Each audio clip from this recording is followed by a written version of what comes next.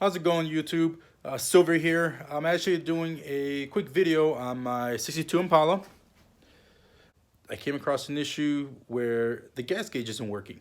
I checked the wires. I ran a new wire from the feedback here, the sending unit, all the way to the front. I purchased a separate gas gauge. Not it. Gas gauge was doing the same thing that the original stock gas gauge was doing. I found that there could be a possible issue with the flow. Read up on how you should drop the tank, pull the sending unit out, take a look at the flow. A lot of these flows are prone to cracking. I'm getting full fuel and weighing the actual flow down, which would always give me an empty reading.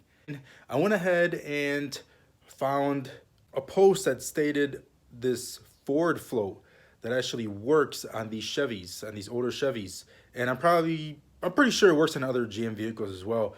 But this forward flow, from my understanding, is made of a brass material that's way more prone to not failing. I pulled the float out. The original float that was in the car, it had cracks. It had actually a couple cracks. And when I took the float out, I pulled the sending unit out. The float was full of gas. I did run a test with the actual sending unit itself. I put the sending unit next to, I actually wired it right up to the front of the car. I had the wires. I grounded it. I lifted the little arm lever and I lowered it, and as I lifted it, it actually started reading the right way. That's how I knew it had to be the float, especially when I saw the cracks in it. So I'm gonna go take you through the tutorial of how to swap out the float, what float I used.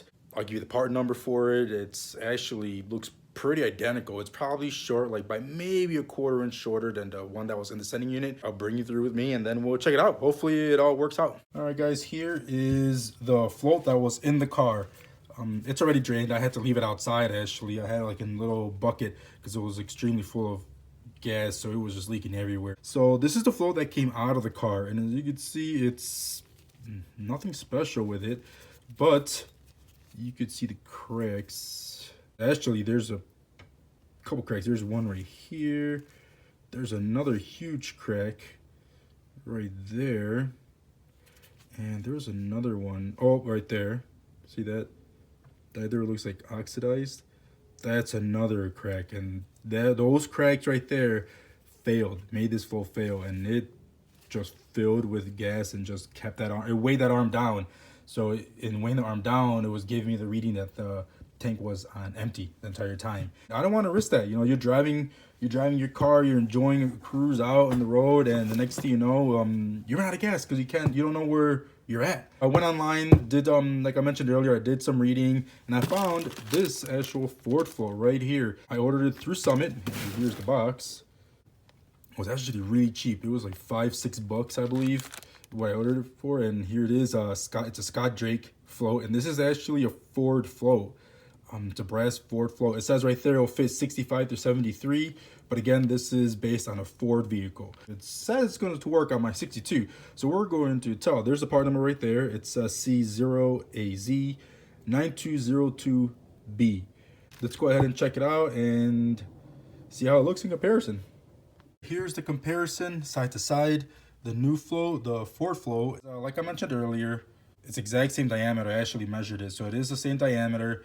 However, this one is a little bit shorter. I don't believe that will affect anything, but we'll go ahead and see if it fits on the sending unit, or actually on the float arm. Okay, here it is. New float is on.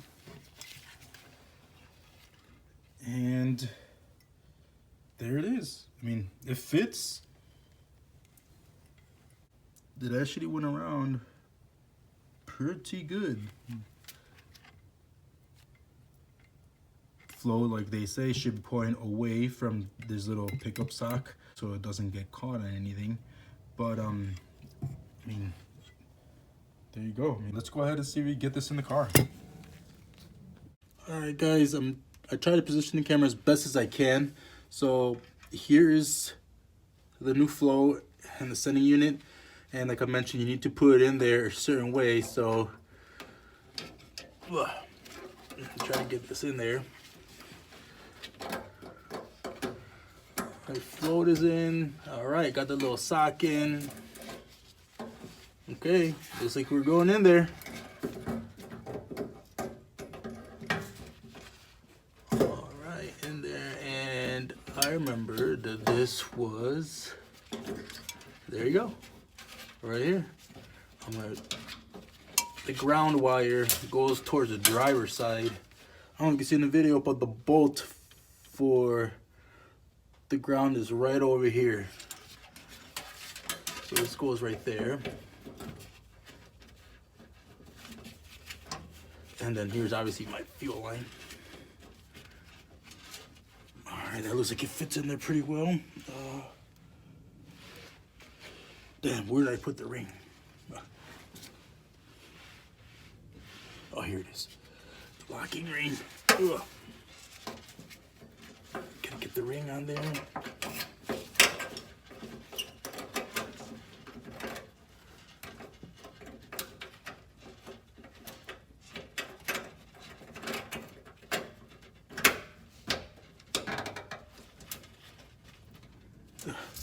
All right, got that in there. And I got a little screwdriver, a little mallet. We just gotta tap this ring on.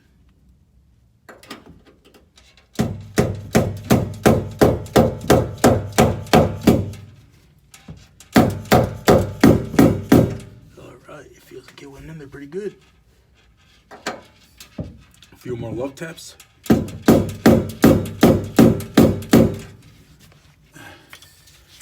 All right, feels like it's in there pretty solid.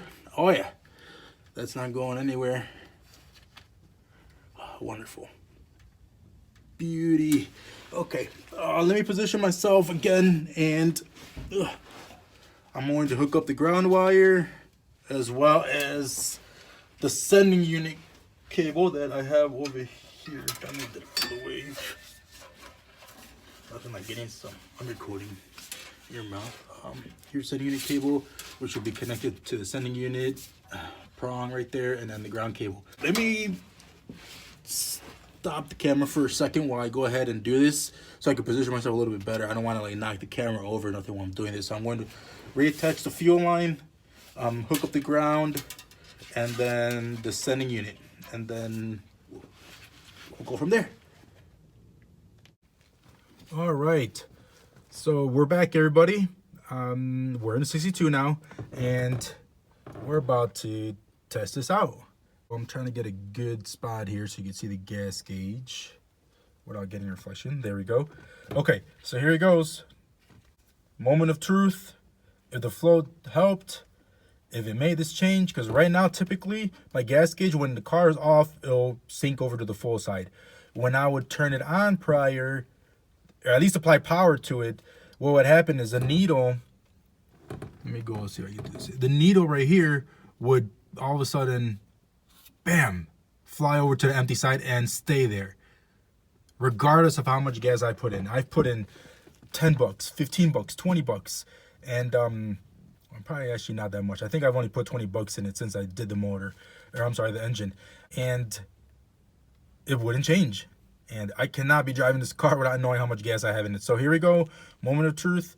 The moment I turn on the accessory, which by the way, I don't need a key right now because I'm actually changing the ignition on the car. But when I turn it to on, what I need is for this gauge not to peg into the empty side. All right. It's a little bit dark in here in the garage. Okay, here we go. 1, 2, 3. Uh-oh. Uh-oh, there you go. It's reading. It's reading. It's showing that I now have a little bit over a quarter tank. Let's see if I can turn the car on. I haven't turned it on in a while.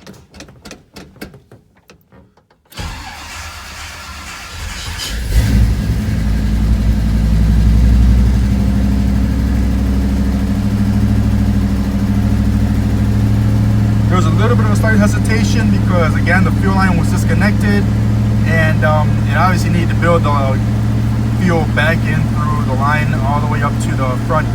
I need to let it run a little bit though, because I need to make sure that the sending unit is working the way it's supposed to. I will be right back. It worked. Success. The idle went down on the car. I had to give a little bit of gas. It's good to go. I'm happy. I am happy. I actually can see how much gas I have now. This is great. What can I say? It's great. Hopefully this video helped out. I know I had to do some research on the internet and some of the Chevy forums. I actually ran across this part number for this float. I had no idea. I was about to spend probably close to between 75 or 100 bucks, whatever it may have been, for a brand new sending unit.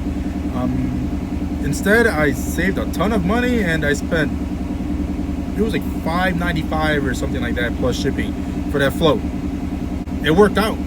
It worked out, and hopefully it's going to help somebody else out there and changing the flow, taking out the sending unit without having to drop the gas tank.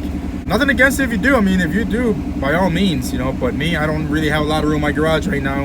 I'm moving some stuff around, so I didn't really want to go through the whole thing of dropping the gas tank, but I didn't need to.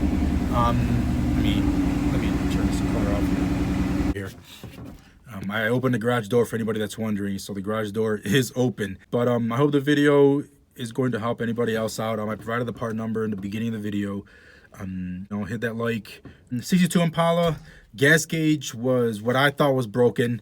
I didn't really want to go to aftermarket gas gauge because I like having my original gauges. I'd rather use that. I just love the look. The less gauges, the better for me. Except these.